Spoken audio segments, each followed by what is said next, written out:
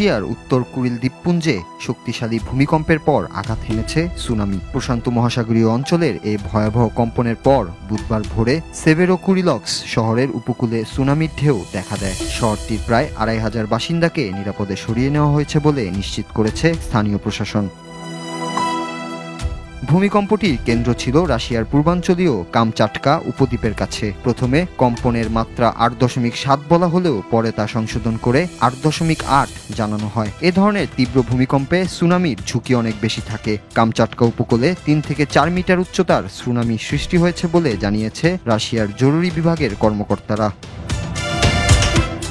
সেভেরোকুরিলস্ক শহরের মাছ প্রক্রিয়াকরণ কেন্দ্র আলাইট প্ল্যান্ট সুনামিতে ডুবে গেছে, তবে সব কর্মীকে নিরাপদে সরিয়ে নেওয়া হয়েছে। শহরের উপকূল প্লাবিত হওয়ার ফুটেজ শেয়ার করেছে রুশ কর্তৃপক্ষ। স্থানীয় বাসিন্দারা সুনামির সাইরেন শুনেই উঁচু এলাকায় আশ্রয় নিয়েছেন বলে জানানো হয়েছে। এখন পর্যন্ত বড় ধরনের ক্ষয়ক্ষতির খবর পাওয়া না গেলেও সতর্কতা জারি রয়েছে।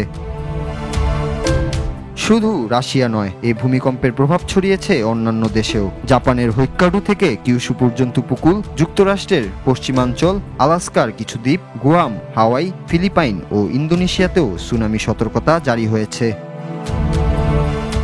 যদিও বড় ঢেউয়ের আশঙ্কা কম, তবুও উপকূলবাসীদের সতর্ক থাকতে এবং নিরাপদ দূরত্ব বজায় রাখার আহ্বান জানানো হয়েছে।